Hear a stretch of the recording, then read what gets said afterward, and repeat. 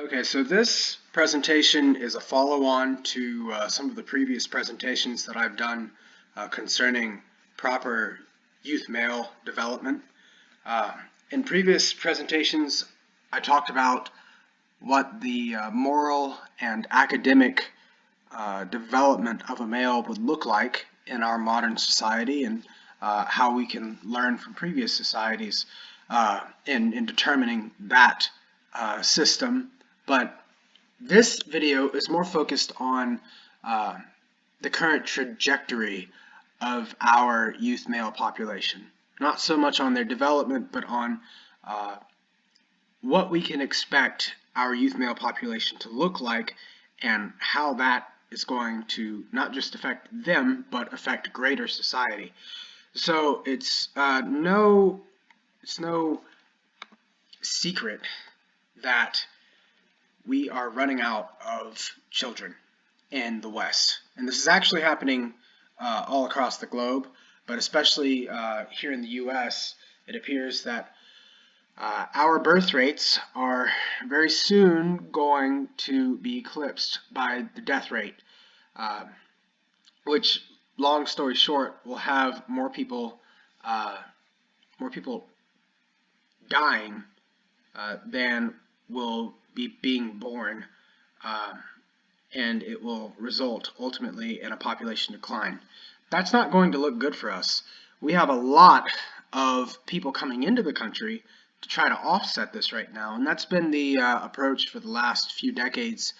Immigration has intentionally been made large, and you hear people make a point about immigration being bad or good or whatever. The immigration is a necessary evil at the very least, and it's because we're losing people faster than we can replace them. We have such a birth crisis here in the state of Texas that even with external immigration into the state, whether from other states or foreign nations, we're still seeing a reduction in birth rate. And we're projected to see an even greater reduction in overall population in the next few years here with immigration. One of these charts here, the age-sex distribution, it shows in the past 20 years or so, we've seen a net reduction in youth population and a large net increase in senior pensioner populations. And that's with inflation. I mean, not inflation, with immigration. That's with immigration. So even with these people coming in and bringing their families in many cases from outside of the state and outside of the country, Texas by itself is still running out of youth, which is going to ultimately mean that we run out of workers. We're going to run out of people who are actually spending money in our society, and that's going to have a very large knock-on effect. We're already seeing a lot of these effects, but I just listed out a few that really drive it home. We're seeing school closures, we're seeing festivals be canceled, we're seeing divorce rates go through the roof. I mean, you think about a family's structure. The stability of a family largely depends on whether or not there is a unified goal. And when, especially in the case of a father who does not have children, when there is turmoil in such a relationship, it is so much easier for a divorce to occur when children are not involved. When you have children in a relationship, you make sacrifices. You know, you do things differently. You save money here, you cut back there. If you have problems with your spouse, you make it work. You come to a compromise for the sake of the child. When you don't have a child in the picture, you don't have any binding factor. Nothing that makes you worry about the social consequences of getting a divorce. And that's just with divorce. We look at all of the other rates of incidents, whether it's going to church or being involved in civic institutions, being involved in the community. When you don't have children, you're not as involved generally. You're also generally not as involved in a civic sense. When you don't have kids, you have no reason to worry about what the youth of America are going to be going through. And so, we're facing a double-edged sword here. Not only are people not having as many kids, but because they're not having as many kids, they're not as inclined to pursue policy or changes socially or economically that would be better for kids in the long run, which means that the cycle is just going to compound upon itself. And so, really, it's a downward spiral that's very hard to escape from. No society that I'm aware of has escaped from it in the past.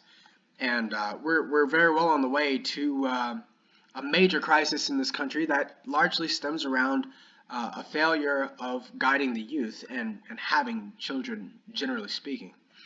So while we have not had many instances in history where societies have pulled back from the brink, we certainly have plenty of instances where societies have crumbled in the face of collapsing birth rates, or more largely speaking, a collapse of social cohesion. So in a society that doesn't have birth rate, you generally also have a lot of other factors causing that low birth rate. So in the case of our society, here in the US, we have a plummeting birth rate, and it's also true with other developed nations, Korea, Japan, many of the nations in the EU. The birth rates are collapsing largely because people can't afford to have children, and they don't see a future for their children, either because of climate change or because housing prices are too high or job prospects are too low. Whatever the circumstances are, they just don't feel like there's a future. In ancient Rome, they hit kind of a similar situation. Birth rates never crashed in our modern sense. We have the luxury of being able to not have that many children and still survive. But certainly they did run into a situation where they had a population crisis. In late stage Rome, debts were accruing much faster. You can see from this chart, much faster than they could pay them, and they were constantly at war with different factions of partisans and foreign adversaries that just wanted to see Rome collapse. And in being constantly at war, not only did that drive up the debt, but that also meant that hundreds of thousands at any given time of men, working age, able-bodied men, were being sent to be slaughtered on the front lines. And that's a common theme throughout history. Whenever we have major wars, huge portions of the working age male population are culled through the violence. You also see reductions in civilian populations, which is also what happened here. We saw a downturn in ancient Roman times of both civilian and military activity. Trade decreased substantially. The value of the Roman dinar went down dramatically, especially as they debased it by making it less and less based on silver, which in parallel to our US dollar, we've been off of the gold standard since, well, now for almost twice, maybe twice as long as I've been on Earth. So that tells you, I mean, we've gotten away from the gold standard well and beyond what we could ever hope to try to return to. And that's kind of what we see in history. You get away from a standard where society has social and economic checks and balances, largely because the political system of the society begins to fail the population, and you face inevitable decline. And that's what we're facing in our country today. So when we boil it down, throughout history and in our modern sense, it's usually the same factors that are causing all of these degradations in society. We, just like in ancient Rome, have too much debt. The debt was largely because older people were owed money, and they didn't have the money at the time to provide to those people who were on the books as being owed. It was in their time a lot of people who had been through their military service, who had served their 25 years, and had then earned their state pension, as well as quite a large population of aristocracy in ancient Rome that owned land and were involved in the political establishment. Um, but as those debts accrued, people just got more and more desperate in trying to survive in a society where everything was being outpriced. Well, it's the same story here in modern America. We have a major debt crisis, largely spurred on by obligations, as they call them, non-debatable spending, and this is in the form of Social Security, Medicare, Medicaid, so forth. Now, that is not to say that it's all the pensioners' fault. It's mostly their fault because there's a large and ever increasing population of pensioners in this nation, and we just don't have the money to provide for them. We go into deficits every year trying to borrow enough money to keep those programs funded. And ultimately, it's not going to last for much longer. We're running out of money as it is. So the other side of that coin, though, is that we're not willing to address the problem. I mean, a simple solution, and I've written out many solutions at the bottom here, a simple solution would just be to scale back Social Security, to scale back Medicare, scale back Medicaid. A lot of people are going to complain about that. But realistically, we need austerity if we're going to survive. Now, do I think that we're going to have austerity in the United States? No, I don't. I think it's asking far too much of any politician to even think about scaling back the obligations of the federal government, especially when there are so many people in the voting class of our American democracy that are now pensioners looking to take from their entitlements. So, is it realistic? Maybe not so much, not right now at least.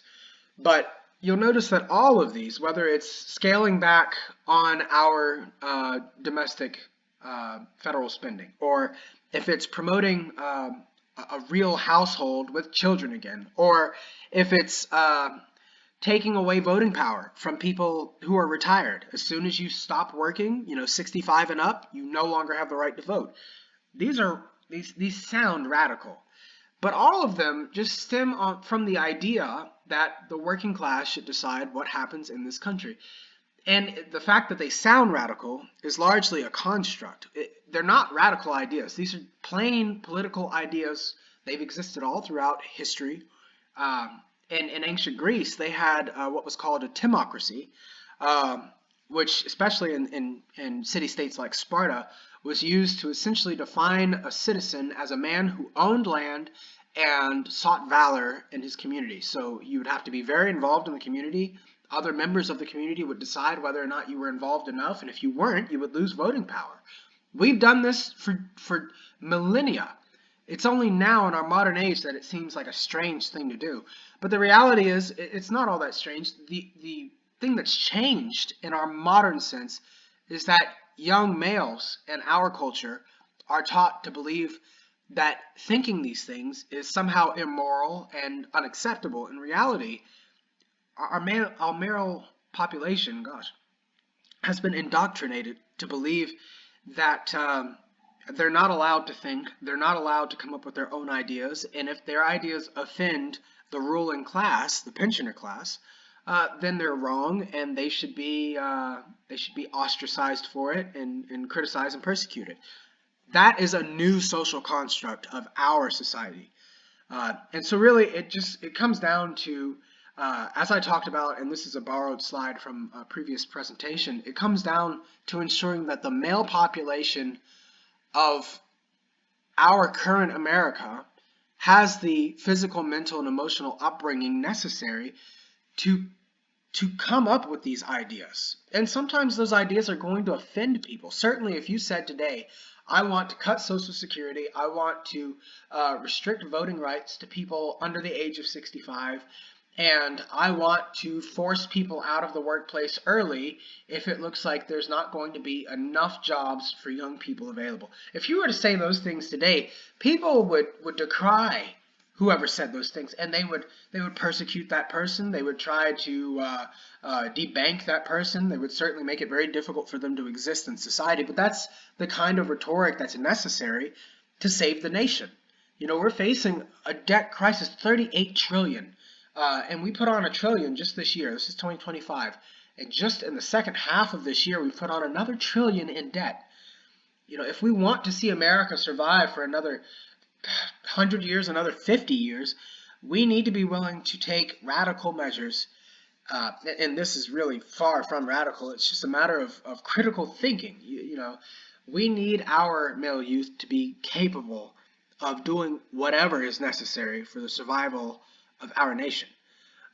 And so, it goes without saying that our males today are disenfranchised. Certainly, I haven't even covered the tip of the iceberg in this video seminar, but the reality of the matter is, if we're going to fix this problem, we need to engage the male youth. And it is looking more and more like the only way to do that is going to be to lead by example, and we're going to have to see a major upheaval of our current political system by Gen Z, by the millennials, and so forth. So far, no generation has been willing to change the system. I guess hoping that one day it will be their turn to shine. Gen X is currently taking the lead, and they don't appear to be affected much at all by the circumstances that we're currently facing here in Gen Z. But, if we're going to exist as a society in the future, we're going to have to make substantial, immediate changes. And I'm going to have a video follow on from this discussing kind of what those changes would have to be under the worst case scenario. I hope that this video spurs on some debate. I make these videos so that people will begin discussing these topics. I know they're not comfortable topics, but if we're going to fix these problems, we need to get uncomfortable. We need to have those conversations. And, it's a shame that we're in this spot right now where so many people in our nation are facing real desolation, economically, politically, even socially. But we can fix this. It's not the end of the road yet, but the end rapidly approaches. So if we're going to fix it, we need to fix it now.